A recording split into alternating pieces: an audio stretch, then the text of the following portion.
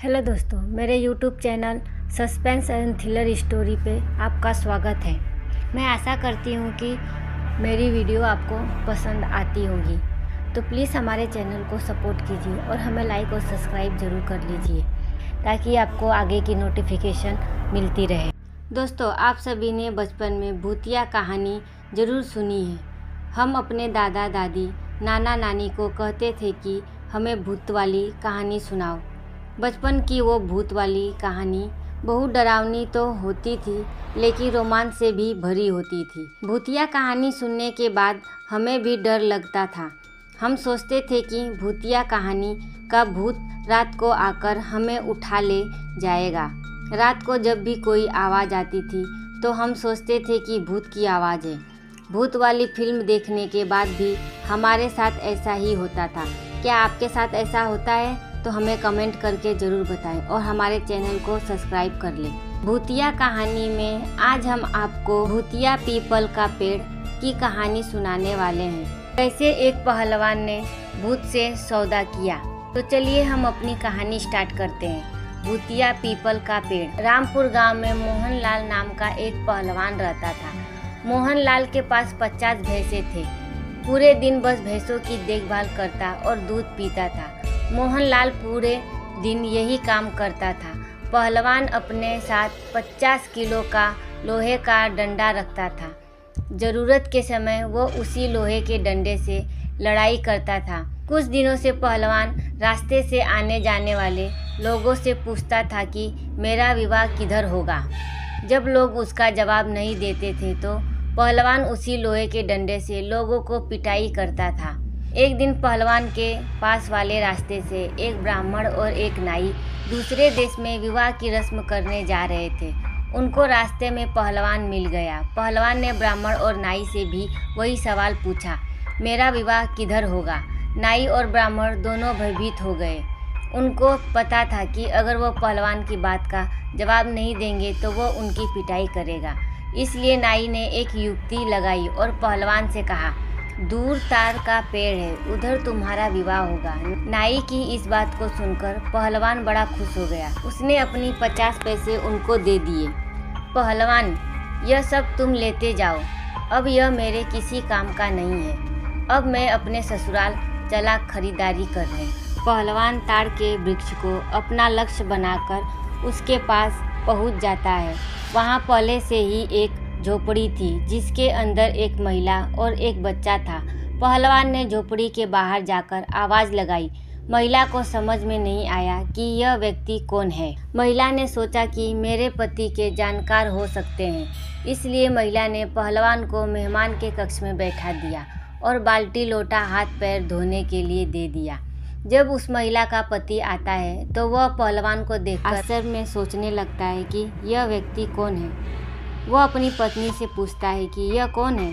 तब पत्नी कहती है कि पता नहीं यह व्यक्ति कौन है, मैंने सोचा कोई तुम्हारा जानकार होगा, मगर इस बदतमीज ने मुझे थप्पड़ मारा। लड़का रो रहा था तो मुझे मारा, पर लड़के को क्यों रुला रहे हो।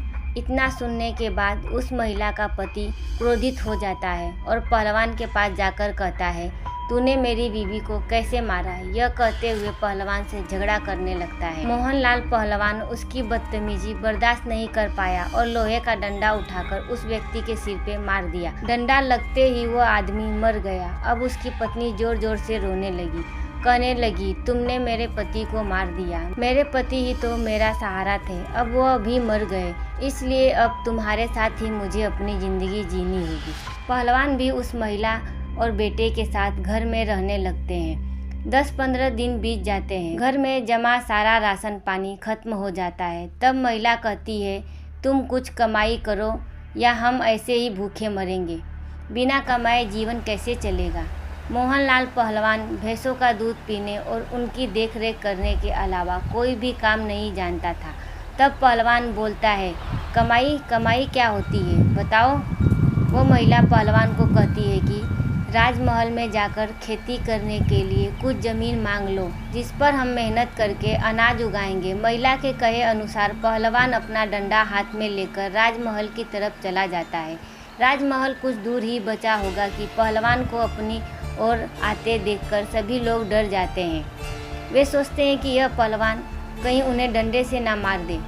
तभी राजा ने अपने मुंशी को तुरंत पहलवान के आने का कारण जानने के लिए भेजा। मुंशी पहलवान के पास जाता है। मुंशी, तुम यहाँ किस कारण से आए हो? पहलवान, मुझे खेती करने के लिए राजा से कुछ जमीन चाहिए। मुंशी, तुम यहीं रुको, मैं राजा से बात करके आता हूँ। मुंशी राजा के पास जाता है और पहलवान के आने का कारण राजा को बताता है। तब राजा मुंशी को आदेश देते हैं कि पहलवान को जितनी ज़मीन चाहिए वो उसे दे दो। मुंशी जल्दी से पहलवान के पास जाता है और अपनी चालाकी से उसे शमशान घाट के पास बंजर पड़ी ज़मीन दे देता है। पहलवान ज़मीन पर जुताई करने से पहले सोचता है कि इस खेत में पीपल का पेड़ है, जिसके कारण फसल कम होगी, इसलिए मैं इस पीपल के पेड़ को हटा देता हूँ। इतना सोचकर पहलवान पीपल के पेड़ पर लोहे का डंडा मारता है। जैसे ही पहलवान ने लोहे का डंडा पीपल के पेड़ पर मारा तो पीपल के पेड़ से भूत नीचे उतर आया और पहलवान से लड़ाई झगड़ा करने लगा। पहलवान भूतों का डटकर सामना करता है। किसी भूत का सर फटा हुआ था, किसी का हाथ टूटा हुआ था, किसी का पैर टूटा हुआ था। सभी भूत लाइन से खड़े हुए थे और पहलवान से माफ़ी मांगने लगे। सभी भूत पहलवान से पीपल के पेड़ को हटाने का कारण पूछते हैं। पहलवान, यह पीपल का पेड़ मेरे खेत में है और इसकी वजह से मुझे कम फसल होगी, इसलिए मैं इस पेड़ को यहाँ से हटा दूंगा। भूत, हम इस खेत में पैदा होने वाली पैदावार के बराबर राशन तुम्हारे घर पहुँचा देंगे, लेकिन तुम इस पेड़ को मत हटाओ। यह हमारे भूतों का घर है, हम इस पेड़ पर कई सालों से रहते हैं। पहलवान बहुत बलशाली था और बलशाली लोग हमेशा दया करते हैं, इसलिए पहलवान भूतों की बात मान लेता है और घर चला जाता है। अब पहलवान अच्छी तरह से बिना मेहनत किए अपनी ज़िंदगी जीने लगा, लेकिन भूतों को यह सौदा बहुत महंगा पड़ गया। भूत काम कर कर के बहुत दुबले पतले हो गए। एक दिन भूतों के गुरुजी सभी भूतों से मिलने पीपल के पेड़ पर आते हैं। सभी भूतों को दुबला पतला देखकर उसका कारण पूछते हैं। सभी भूत कहते हैं, एक पहलवान है, उसकी हुजूरी करने और उसका घर का राशन पहुंचाने में ही हमारा सारा समय बीत जाता है, जिसके कारण हम इतने दुबले पतले हो गए हैं। भूतों के गुरुजी को यह बात बहुत बुरी लगी और उन्हें क्रोध आया। तब भूतों के गुरुजी ने पहलवान से बदला लेने के लिए भूतों के गुरुजी बिल्ली बनकर पहलवान के घर चले जाते हैं।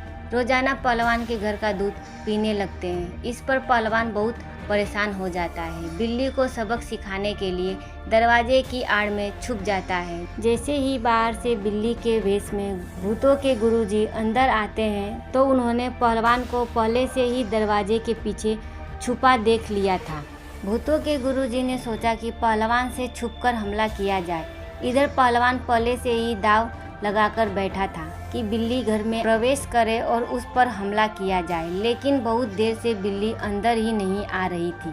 बहुत समय हो गया तो पहलवान धीरे धीरे पीछे हट गया और चूहे के पास जाकर छुप गया। बिल्ली अंदर आकर जैसे ही पहलवान पर हमला करने का प्रयास करती है, पहले से सतर्क पहलवान ने बिल्ली की कमर पर जोर से लोहे का डंडा मार दिया, जिससे भूतों के गुरुजी की सभी हड्डियां टूट गई और वो जोर से चिल्लाने लगे। दोस्तों, ये मज़ेदार कहानी कैसी लग रही है आप हमें कमेंट करके ज़रूर बताएं और हमारे चैनल को सब्सक्राइब करें। भूतों के गुरुजी अपने असली भूतिया रूप में आ गए और पहलवान से माफ़ी मांगी। पहलवान गुरुजी से पूछता है उनको छोड़ देने के बदले उनकी क्या सज़ा होगी। गुरुजी ने अपने आप ही स्वीकार कर लिया कि जितना राशन पहलवान के घर पर आता है, अब उसका दुगना राशन पहलवान के घर पर भिजवा दिया जाएगा। जिसके बाद पहलवान गुरुजी को छोड़ देता है। गुरुजी अपने भूतिया चेलों के पास जाते हैं और सारी बात बताते हैं। अब दुगना राशन पहलवान के घर पहुंचाना होगा। इस बात पर सभी चेले सिर पीट कर रह जाते हैं। एक तो पहले से ही दुबले पतले, ऊपर से दुगना राशन की आफत।